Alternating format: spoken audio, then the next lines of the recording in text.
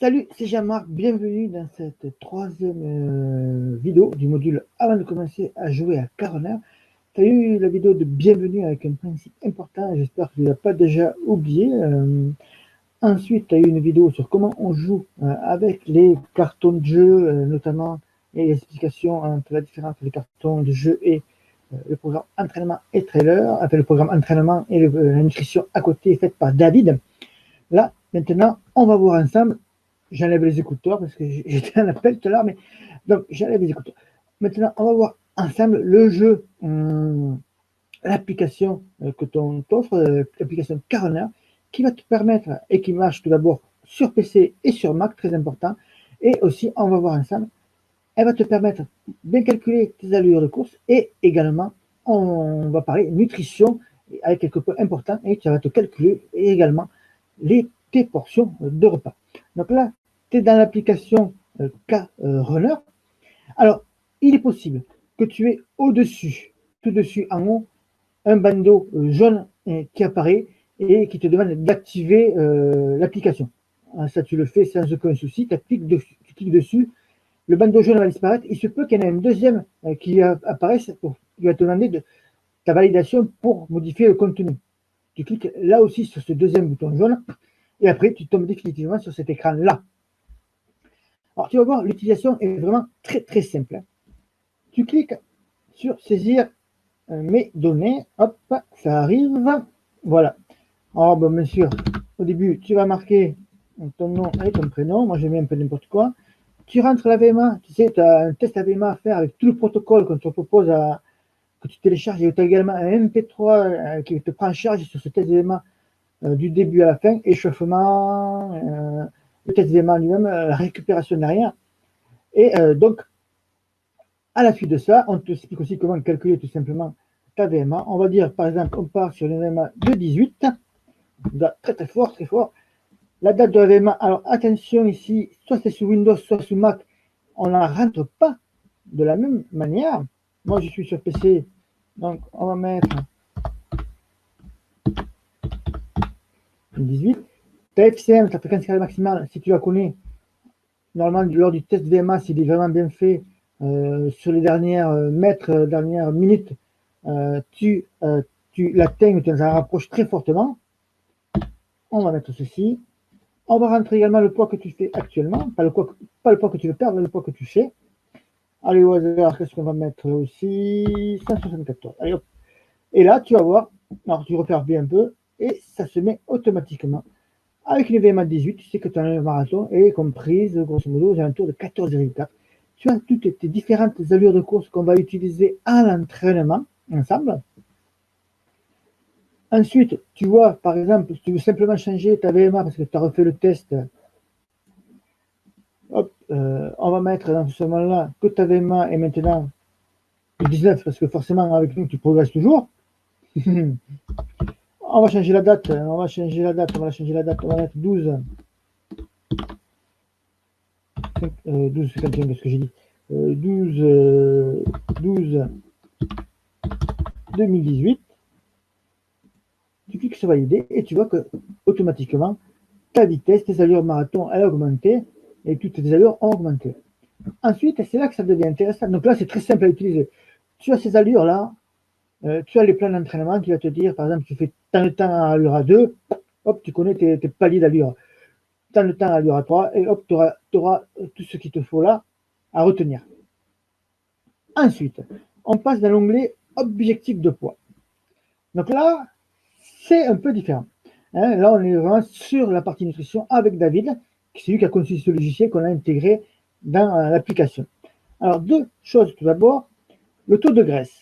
Là, il te met un truc approximatif. Le taux de graisse, tu peux le connaître. Maintenant, tu sais, tu as une nouvelle balance. Hein, tu mets les pieds dessus, ça te donne pourcentage en eau, pourcentage en graisse. C'est assez fiable. Donc, on va utiliser cela. Par exemple, si tu n'as pas de balance, à ce moment-là, tu ne modifies pas. Mais en principe, maintenant, dans tous les foyers, tout le monde a les nouvelles balances de ce type-là. D'ailleurs, tu verras que dans le jeu, tu vas pouvoir avoir un article qui est consacré à ça. 28%, par exemple, on va mettre. Et hop, ça te change automatiquement tous tes objectifs de poids, les objectifs de graisse que tu as à perdre, etc. ça va te changer aussi des objectifs de menu. Donc, si tu le connais, tant mieux. Si tu ne le connais pas, ce n'est pas bien grave. Ici, à droite, tu as femmes sportives et hommes sportifs très sportifs. Donc là, c'est juste des statistiques qu'a regroupé David sur ces années d'expérience. Et ce sont des statistiques qui sont souvent utilisées par les magazines running, notamment. Et donc, je vais te les expliquer. On estime que si tu es une femme et que tu es sportive ou très sportive, que tu es âgé entre 40 et 50 ans, tu as un taux de graisse approximatif de 28%. Tu dois avoir un poids correct, à ne pas dépasser un poids raisonnable, on va dire maximum, qui est égal le poids à la taille. Tu mesurerais par exemple 1,70 m, tu pourrais faire 70 kg maximum.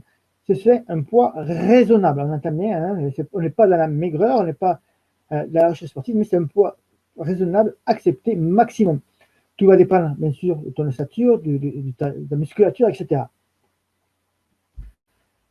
Et pour les hommes sportifs, c'est pareil. Si tu avais entre 40 et 50 ans, ton taux de graisse serait d'environ 18% et ton poids égale taille.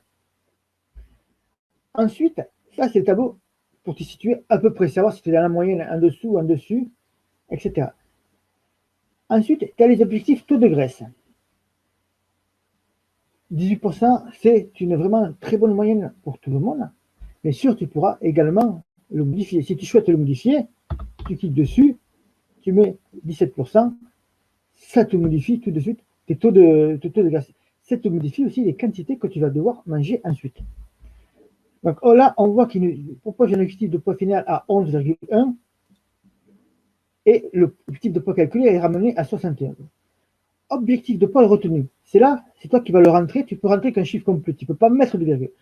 Tu mets celui que tu veux. Par exemple, tu pèses 82 kg, tu peux décider de commencer tout doucement pour aller à 76 kg. À ce moment-là, tu mets 76 kg, tu as les proportions qui apparaissent. Tu sais, par exemple, si tu prends un petit déjeuner, que tu vas avoir droit à 76 grammes de pain complet ou 60 grammes de biscotte complète. Ensuite, avec les quantités qui sont là pour le petit déjeuner, la collation et le dîner, tu as les menus de David qui sont faits jour après jour. Pareil, petit déjeuner, collation, dîner.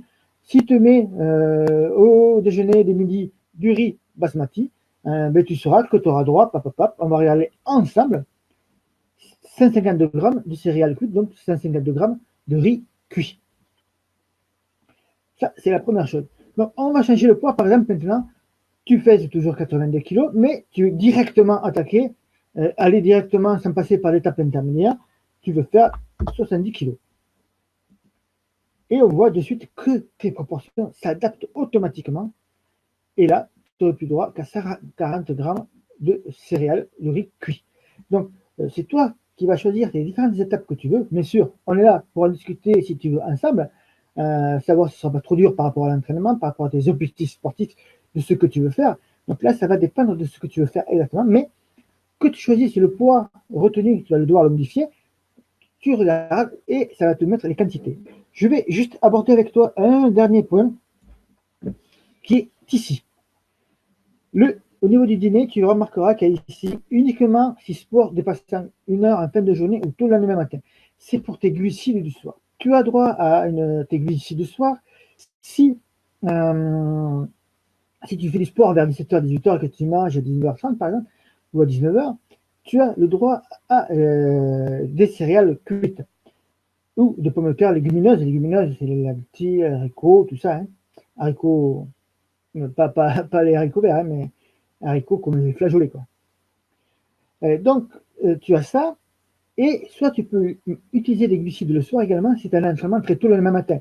Par exemple, tu vas courir à 7h30, 8h, tu peux, parce que tu vas prendre un petit déjeuner plutôt allégé, tu vas peut-être pas forcément prendre le petit déjeuner que te propose David, à ce moment tu vas l'alléger un petit peu pour pouvoir partir assez rapidement derrière. Tu auras le droit également là, dans ce cas-là, de prendre des glucides pour le soir. Ensuite, autre point que je voulais voir avec toi, donc s'il n'y a pas de glucides, si tu n'as pas entraînement le soir ou entraînement très tôt le lendemain matin, des glucides, tu n'en as pas. Tu auras droit à 47 grammes de pain. 47 grammes de pain, c'est vraiment très très peu. Hein. Ça doit faire un ou deux morceaux tout cassés. Ça dépend de la grosseur de ta baguette. Mais c'est pas beaucoup. Donc voilà, c'est sur ce point-là qu'il faut que tu surveilles notamment, parce qu'on ne sera pas là derrière pour te dire s'il faut prendre les céréales cuites ou pas. Ça, c'était le point attention à surveiller. Autre point important que je voulais voir avec toi dans cette vidéo, ici, tu as les proportions qu'on te propose. Tu n'es pas obligé de tout manger. David a calculé le truc que de manière tu puisses sortir de table en ayant la sensation d'avoir bien mangé, sans être complètement rassasié, mais que tu ne sois pas non plus, tu ne vas pas avoir la bidoche qui va exploser, et que dans l'effet inverse, ça ne soit pas non plus que tu sortes de table en ayant très faim, comme si tu sortais d'un restaurant gastronomique. Donc, si par contre, tu peux arriver, par exemple, si on te met 140 grammes de céréales cuites, bah, tu as mangé 100 grammes, que tu n'arrives pas à finir l'assiette, tu n'as plus faim. Hein. Chacun a différentes formes d'appétit. Tu peux avoir des jours où tu auras plus faim que d'autres. À ce moment-là, ne te force pas. Ne finis pas les plats parce qu'il y a marqué de les finir. Tu les mets de côté, tu les gardes pour un autre jour, mais tu n'es pas obligé de les finir. Donc voilà ce que je voulais voir avec toi dans cette vidéo. J'espère que tout cela, tu as compris très facile le fonctionnement normal, tu dois devoir comprendre. Mais si tu as un souci, ben simplement tu me contactes et on discutera ensemble. Je t'expliquerai si tu ne comprends pas quelque chose dans cette application.